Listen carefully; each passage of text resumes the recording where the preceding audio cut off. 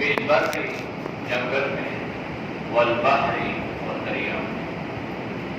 وما تسقط اور نہیں گرتا، من ورقۃ کوئی پتا، الا مگر یعلمها اس کو جانتا ہے، ولا حبۃ اور نہ کوئی دانہ، فی ظلمات الارض زمین کے اندھیروں میں، ولا رطب اور نہ کوئی خشک، ولا یابس اور نہ کوئی تر چیز، الا مگر فی کتاب مبین واضح کتاب میں۔ وہو الذی اور وہی ذات ہے، یتوفاکم تمہیں موت دیتا ہے، باللیل رات، ویعلم اور جانتا ہے ما وہ چیز جرحتم جو تم کما چکے، بالنہار دن میں، ثم پھر یبعثکم تمہیں کھڑا کرتا ہے، فیہ اس میں، لیقضی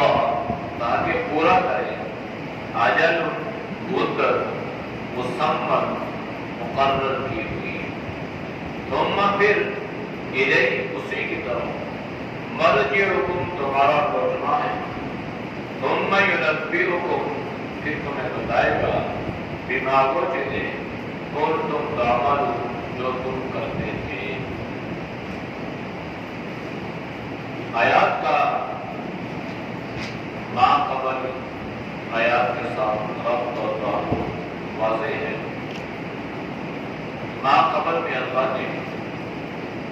ان لوگوں کی اس بات اور اس قول کی تردید فرمائی تھی جو یہ کہتے تھے کہ آپ یہ کہہ رہے ہیں کہ اگر اللہ کی ذات پر ایمان لاؤ گے تو عذاب سے بچ جاؤ گے، اور ایمان نہیں لاؤ گے تو عذاب میں مبتلا ہوگے، تو ہم تو اللہ کا انکار کرتے ہیں، تو ہمارے اوپر یہ عذاب کیوں نہیں آ؟ چاہیے تو یہ کہ ہمارے اوپر اللہ کی طرف سے عذاب برسے۔ تو اللہ نے دلائل تو نہیں دیے، لیکن ان میں سے ایک بات اللہ نے ان کو یہ سمجھائی تھی کہ آپ پر یعنی مشرکین پر ابھی فی الحال عذاب نہ آنے کی ایک وجہ یہ ہے کہ وہ وَأَنْتَ فِيهِمْ کہ آپ صلی اللہ علیہ وسلم ان میں موجود ہیں، آپ کی موجودگی میں یہ لوگ اللہ کے عذاب سے محفوظ ہیں۔ اس طرح کا عذاب کہ فَأَمْطِرْ عَلَيْنَا حِجَارَةً مِّنَ السَّمَاءِ کہ ان کے اوپر آسمانوں سے پتھروں کی بارش برسا دی جائے، یا انہیں اللہ کی طرف سے کسی اور دردناک عذاب کا سامنا کرنا۔ کل اس بات کو بیان کیا تھا کہ ہر انسان کو سمجھانے کے لیے اللہ نے دلائل کو بھی اسی معیار کا مقرر کیا۔ مسلمان کے لیے بطور دلیل جو شریعت کا ماخذ ہے وہ چار چیزیں ہیں، قرآن ہے، سنت ہے، اور اسی طرح اجماع اور قیاس۔ یہ چار چیزیں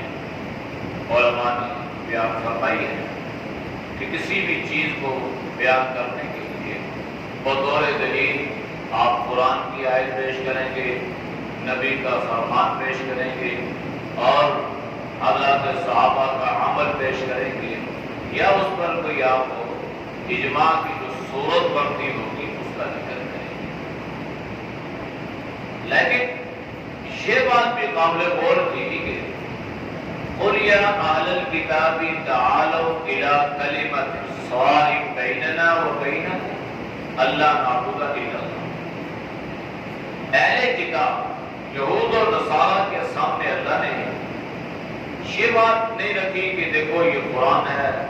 اور تم قرآن کی آیت پر، یہ دعوت انہیں دی گئی، لیکن ان کو سمجھانے کے لیے اللہ نے انہی کی زبان میں بات کی کہ اے اہل کتاب، کہ ایک چیز ہمارے اور آپ کے درمیان مشترک ہے، آپ کی تعلیم بھی وہی ہے، ہماری بھی، اگرچہ عملاً ایسا ان میں نہیں تھا، لیکن ان کی کتابی تعلیم میں یہ تھی کہ اللہ کے سوا کوئی معبود ولا تشرک به شیئا، کہ تم اللہ کی ذات میں کسی اور کو شریک مت ٹھہراؤ، ولا يتخذ بعضنا بعضا اربابا، اور اس طرح کے مختلف قسم کے ایک دوسرے کو مت بناؤ مشترک۔ اب یہ ان کی زبان میں اللہ نے ان کو یہ دلیل، بات آگے چلی، اس امت تک آئی تو بطور دلیل کے قرآن سنت اور حضرات صحابہ کے فتاوی جان، موجودہ جو صدی چل رہی ہے، موجودہ جو زمانہ ہے، یہ فکروں کا زمانہ ہے، اور بالخصوص چونکہ سوشل میڈیا کا زمانہ ہے اور ہر کوئی اپنے گھر میں اپنا چینل بنا کے بیٹھا ہوا ہے، تو وہ وہاں سے اپنے اپنے انداز سے جو ہے وہ عجیب عجیب قسم کے خرافات جو ہے وہ، تو اس سے امت میں تردد اور مشکل پیدا ہوتی جا رہی ہے۔ عام مسلمان جب 4-6 باتیں ایک ہی نوعیت کی مختلف انداز سے سنتا ہے تو وہ بیچارہ پریشان نہیں ہوگا تو کیا ہوگا؟ کہتے جناب میں نے اس کو سنا تو اس نے یہ کہا، میں نے فلاں کو سنا تو فلاں نے یہ کہا، میں نے ان کو سنا تو آج کا جو نظام چل رہا ہے، آج یہ جو مہینہ چل رہا ہے محرم الحرام، تو ہمارے یہاں مہینوں کی بھی تقسیم ہو گئی ہے، محرم کا مہینہ فلاں کا اور فلاں کا مہینہ فلاں کا، یہ سارے اللہ کے مہینے اور ہر مسلمان کا یہ مہینہ ہے، اور ہمیں محرم سے ایک خصوصی عصمت اور تعلق بھی ہے۔ لیکن اس میڈیا کے ذریعے سے عام لوگوں کے مشکل اور پریشانی اور تردد میں ڈالا جا رہا۔ ہمارے بہت سارے دوست اور جو کم عمر کے ہوتے ہیں، کالج یونیورسٹیوں میں جاتے ہیں، تو وہاں پر اس طرح کے ان کو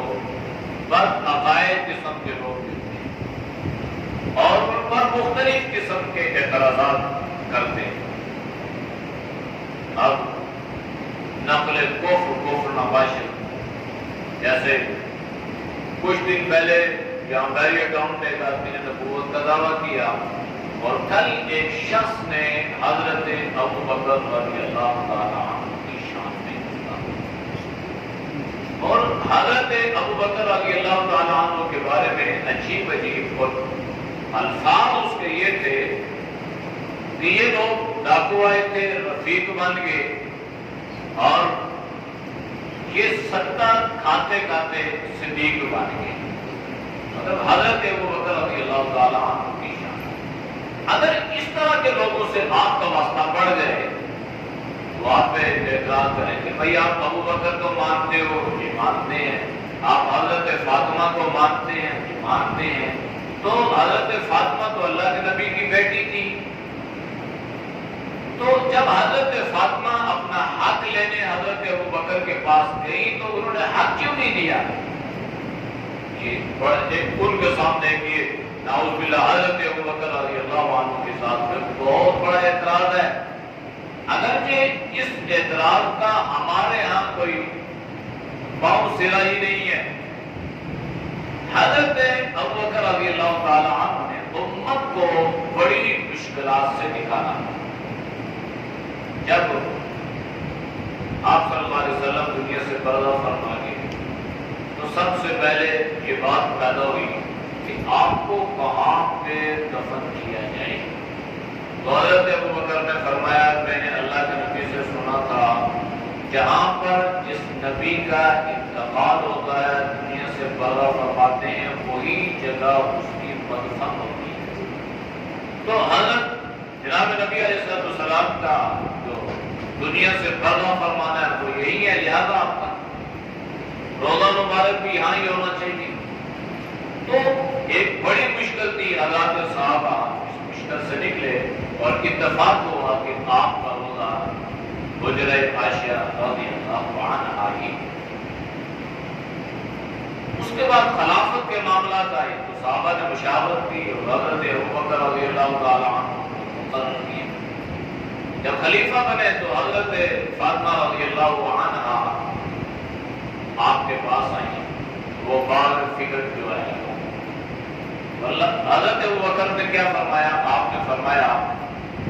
میں نے اللہ کے نبی صلی اللہ علیہ وسلم سے سنا ہے اور وہ روایات ہماری حدیث کی کتابوں میں موجود ہیں. فرمایا کہ دیکھو اللہ کے نبی نے خود یہ فرمایا تھا کہ کوئی نبی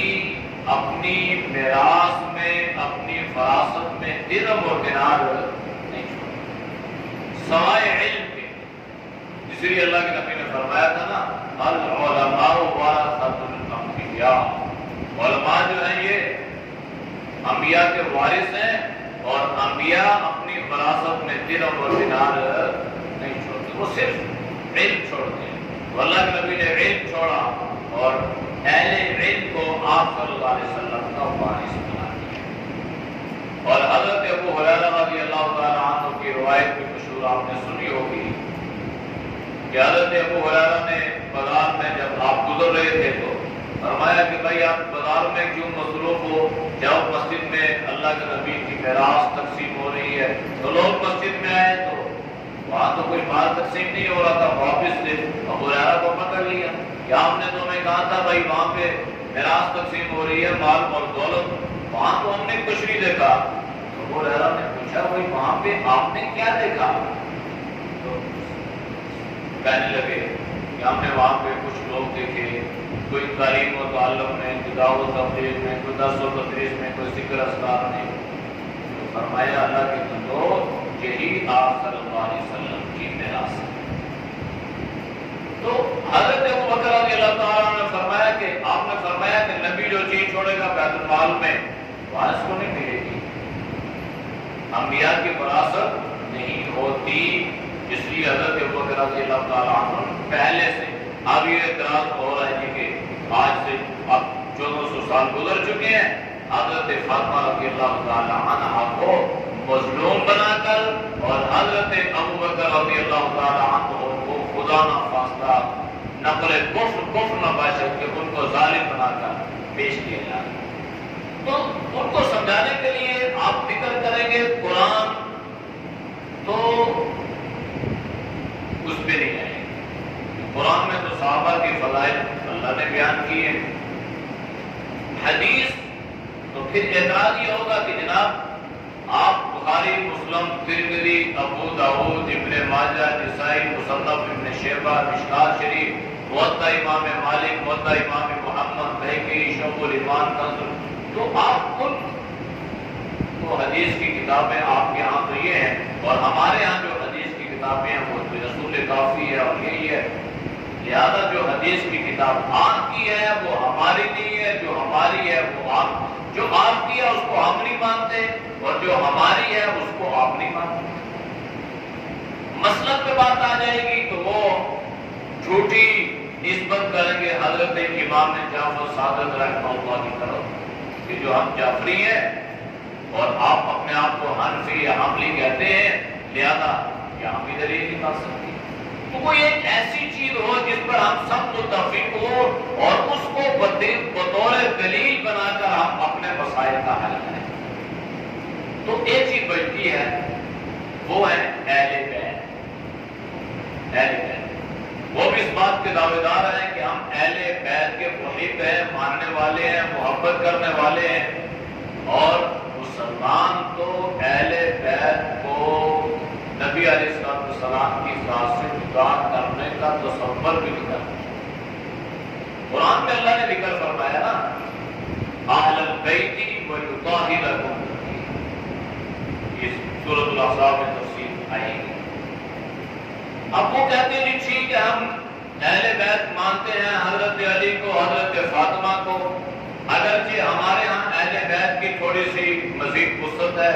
اس لیے کہ اہل بیت سے مراد گھر والے ہیں اور ہم گھر والے جناب نبی کریم صلی اللہ علیہ وسلم کی ساری ازواج کو ہم اللہ کے نبی کے اہل بیت میں شامل کرتے ہیں.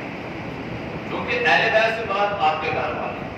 تو گھر والے آپ کی بیویاں. اسی طرح اہل بیت میں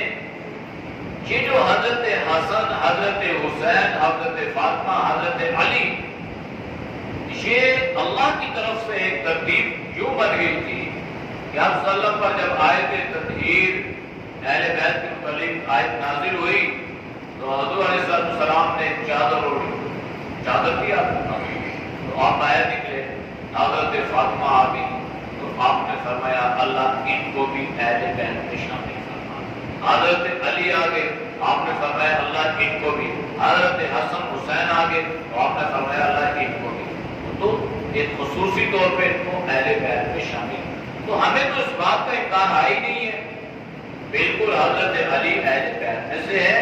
اور حضرت فاطمہ اہل بیت میں سے ہے، حضرت حسن حسین اہل بیت میں سے ہے، حضرت زینب اہل بیت میں سے ہے۔ جس طرح حضرت فاطمہ کو ایک تخصیص حاصل ہوئی، لیکن عمومی طور پر نبی علیہ السلام کے باقی نواسے، باقی نواسیاں بھی اہل بیت میں شامل ہیں۔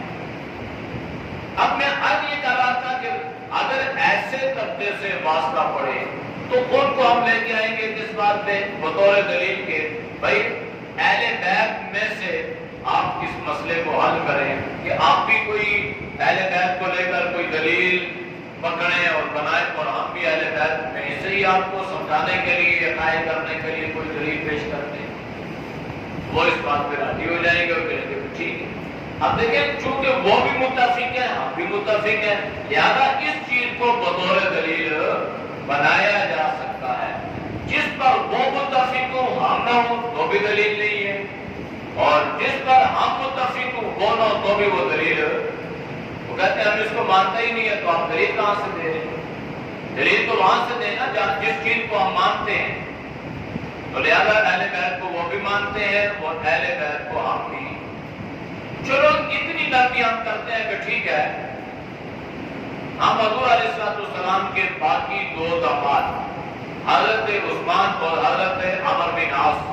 کو ایک منٹ کے لیے اہل بیت میں شامل نہیں کرتے، ٹھیک، آپ کی زبان میں ہم بات کر لیتے ہیں اور آپ یہ کہتے ہیں کہ حضرت علی اور حضرت فاطمہ اور حسن حسین اور یہ جو ہے اہل بیت، ٹھیک ہے، ہم اس پر راضی ہیں۔ اب اگلی بات یہ ہوگی کہ ٹھیک ہے، آپ یہ بتائیں کہ حضرت فاطمہ کا نکاح کس سے ہوا؟ حضرت علی رضی اللہ تعالیٰ عنہ۔ آپ کی فقہ کی معتبر کتاب میں یہ بات لکھی ہے کہ نکاح کے منعقد ہونے کے لیے، ایجاب القبول کے صحیح ہونے کے لیے دو گواہوں کا ہونا ضروری ہے۔ نکاح کے فرائض ہے نا، نکاح کے دو فرائض، ایجاب قبول اور گواہ۔ ایجاب قبول ہو گواہ نہ ہو تو بھی نکاح نہیں ہے، گواہ ہو ایجاب قبول نہ ہو تو بھی نکاح، دو شرائط اور فرائض۔ تو اس پہ بات کریں گے بھائی آپ یہ بتائیں کہ حضرت فاطمہ کا نکاح کس سے ہوا؟ حضرت علی سے۔ تو ظاہری بات ہے آپ کی کتاب میں لکھا ہے کہ نکاح کے صحیح ہونے کے لیے دو گواہوں کا ہونا شرط ہے، اور آپ کی کتاب میں بھی لکھی ہے کہ دو گواہ عاقل بھی ہوں، بالغ بھی ہوں، مسلمان بھی ہوں۔ عاقل، بالغ، عادل اور مسلمان، یہ چار شرطیں گواہوں کی۔ وہ کہیں گے ٹھیک ہے، ہماری کتاب میں لکھی ہے کہ دو جو گواہ ہوں گے نا نکاح کے، وہ عاقل بھی ہوں، عقل مند، بالغ بھی ہوں، بالغ، عادل بھی ہوں، انصاف والے، مسلمان بھی ہوں۔ تو پھر ہمارا ان پہ یہ سوال ہوگا کہ آپ یہ بتائیں کہ حضرت علی کا نکاح جب حضرت فاطمہ سے ہوا تو آپ ہمیں حضرت علی کے نکاح کے گواہوں کے نام تو بتائیں۔ گواہ جو ہوتا ہے نا، جس کو ایک بڑی اہمیت حاصل ہوتی ہے، اور اب بھی ایسا ہی ہے، فارم فیل کرتے ہیں اس میں گواہ، دستخط، آئی ڈی کارڈ، سارے تاثیر، عدالت میں چلے جائیں کچہری میں کوئی معاملہ ہے اس پہ گواہ، گواہ کو اہمیت حاصل ہے نا آج بھی۔ تو بھائی حضرت فاطمہ کا نکاح ہوا تو آپ گواہ پیش کریں۔ تو ان کی کتابوں میں یہ بات لکھی ہے کہ حضرت فاطمہ کا نکاح حضرت علی سے ہوا تو دو گواہ مقرر کیے گئے، ایک کا نام ابو بکر تھا، دوسرے کا نام عمر تھا۔ اب یہ بات ہوئی تو اب اگلا سوال ہمارا یہ ہوگا، ٹھیک ہے ہمارے ہاں بھی یہ شرط ہے کہ نکاح کے منعقد ہونے کے لیے دو گواہوں کا ہونا، یہ بات بڑی اہمیت کی ہے۔ جو بھی مرد جانا ہے نا بحث مباحثہ، آج کل موبائل کا زمانہ ہے تو اس طرح کی باتیں خاص کر ہمارے جو نوجوان طبقہ ہے یہ اس کے لیے بڑی ضروری چیزیں ہیں۔ تو ہمارے ہاں بھی نکاح کے صحیح ہونے کے لیے شرط یہ ہے کہ دو گواہ، اور ان کے لیے قید یہ ہے عاقل، بالغ، عادل اور مسلمان۔ تو ہم ان پہ یہ اعتراض کریں گے، سوال کریں گے کہ جناب اب دو باتوں میں سے ایک بات آپ کو لازمی تسلیم کرنا پڑے گی، بقول آپ کے کہ حضرت فاطمہ کا گواہ حضرت ابوبکر، حضرت عمر ہیں، اور ایک طرف تو آپ ان کو گواہ میں شامل کرتے ہیں اور دوسری طرف آپ حضرت ابوبکر اور حضرت عمر رضی اللہ عنہ کو مسلمان بھی تسلیم نہیں کرتے۔ اب کیا سوال ہوا، اعتراض کیا ہوا؟ یا تو نکاح درست ہوگا، اور اگر آپ اس نکاح کو درست مانتے ہیں، صحیح مانتے ہیں، تو پھر اس کے لیے آپ کو گواہوں کو صحیح ماننا پڑے گا۔ گواہ درست ہوگا، صحیح ہوگا تو نکاح بھی کیا ہوگا؟ درست ہوگا۔ اور اگر خدا نہ خواستہ گواہ صحیح نہیں ہے تو یہ نکاح بھی صحیح ہے۔ ہمارے ہاں تو گواہ درست ہے نا، صحیح ہے۔ حضرت ابو بکر کے بارے میں ہمارا عقیدہ اور نظریہ یہ ہے کہ اس امت میں انبیاء کے بعد سب سے بڑا مقام اور مرتبہ حضرت ابو بکر رضی اللہ عنہ۔ یہ تمام مسلمانوں کا یہ عقیدہ اور یہ نظریہ۔ اب اس پہ اگر دیکھا جائے کہ بھائی آپ تو یہ کہتے ہیں کہ ابو بکر اور عمر مسلمان ہی نہیں ہیں، نعوذ باللہ، تو جب وہ مسلمان نہیں ہیں تو پھر یہ نکاح نہ ہوا، جب یہ نکاح نہ ہوا تو پھر آپ ان کی اولاد کو کیا نام دیں گے؟ تو شک و شبہات نعوذ باللہ پیدا ہو گیا نا۔ اتنی پاکیزہ اور مقدس ہستیوں کے بارے میں کوئی انسان سوچ سکتا ہے، کوئی تصور کر سکتا ہے؟ ہمارے ہاں تو رائی کے دانے کے برابر بھی یہ شک اور شبہ نہیں کیا جا سکتا۔ اب یہ بات وہ ہوگی کہ بھائی آپ نے تو کہا تھا ٹھیک ہے اہل بیت پر ہم جو ہے ان کو بطور دلیل بنا کر ہم اس بحث و مباحثہ میں سوال جواب میں شریک ہوتے ہیں، اور اب اس نتیجے پر آپ پہنچ چکے ہیں کہ آپ تو حقیقت میں اہل بیت پر جو ہے وہ انگلیاں اٹھا رہے ہیں، حضرت ابو بکر اور حضرت عمر کو مسلمان نہ مان کر۔ اب زبان ان کی تھی، نظریہ ان کا تھا، عقیدہ ان کا تھا، اور ان کے عقیدے اور نظریے کی تردید آپ نے قرآن سے نہیں کی، آپ نے سنت سے نہیں کی، آپ نے فقہ سے نہیں کی، آپ نے اجماع سے نہیں کی، آپ نے کس سے کی ہے؟ آپ نے ان کے عقائد اور نظریات کی تردید اہل بیت ہی کے ذریعے سے کی ہے۔ اس لیے یہ انتہائی ضروری ہوتی ہے آج کے زمانے میں اس بات کو سمجھ لینا کہ ہمارے پاؤں جو ہے نا یہ ریت پہ نہیں ہونا چاہیے کہ ہم ذرا سی بات آئے، ہوا کا جھونکا آئے اور ہم ڈگ بگانا شروع ہو جائے، اور ذرا سا ہمارے اوپر کوئی اعتراض ہو جائے تو ہم پریشان ہو جائیں اور کہیں گے ہمیں تو اس مسئلے کا علم ہی نہیں ہے۔ آج کل کتنے عجیب جو ہے وہ چیزیں سامنے آ رہی ہیں۔ جی آپ رفع یدین کیوں نہیں کرتے؟ آپ آمین پہ جہر کیوں نہیں کہتے؟ کیا سارا دین اللہ نے اسی میں رکھا ہے؟ جس انسان کو بخاری شریف جو حدیث کی سب سے معتبر کتاب ہے اس کو اگر کتاب الایمان سے لے کر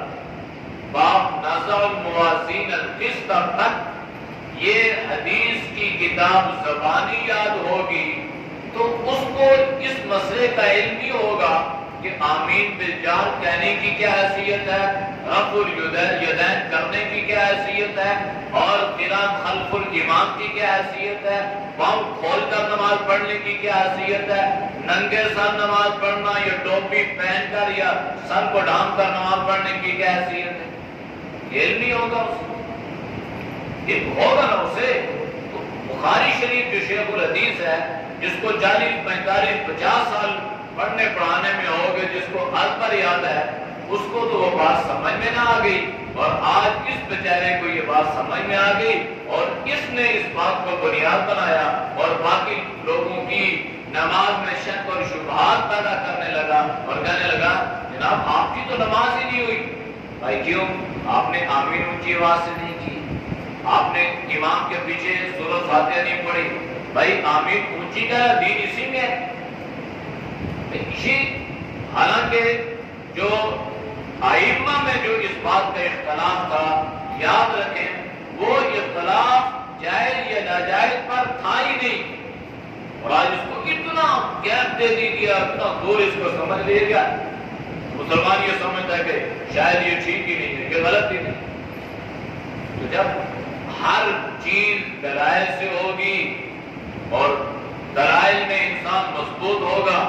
اور اس کے پاؤں ریت کے بجائے چٹان پر ہوں گے تو اسے کوئی ہوا کا جھونکا ادھر ادھر نہیں کر سکے گا، لیکن جب پاؤں ہمارے ریت پر ہوں گے، ہوا کا جھونکا آئے گا، ہم ادھر ادھر ہو جائیں گے، اور پھر نتیجہ کیا ہوگا، ہم دوسروں کو غلط سمجھیں گے اور اپنے آپ کو 100% سمجھیں گے۔ دیکھیں نا ہمارے یہاں کتنا لوگ کہتے ہیں جی تقلید، کسی امام کے پیچھے چلنا یہ شرک ہے۔ میرے ساتھی سے کہا ٹھیک ہے یہ شرک ہے، تو کیا تیرا باپ بھی مشرک تھا؟ وہ تقلید کرتا تھا نا؟ کہ بالکل کرتا تھا۔ تو میں نے کہا تو پھر اپنے باپ کے لیے دعائے مغفرت کیوں کرتے ہو؟ اس لیے کہ مشرک ماں باپ کے لیے دعا کرنا تو جائز نہیں ہے۔ جب کہہ رہے ہو کہ وہ شرک ہے تو کرنے والا مشرک ہو گیا، اور جو مشرک ہو گیا اس کے لیے دعا کرنا بھی جائز نہیں ہے۔ اور پھر آپ ہر نماز میں رب اجعلنی مقیم الصلاۃ ومن ذریتی، میں نے کہا اس کو پڑھنا چھوڑ دو۔ جو ہمارے ماں باپ مشرک تھے وہ کسی امام کے پیچھے چلتے تھے اور مسائل میں اس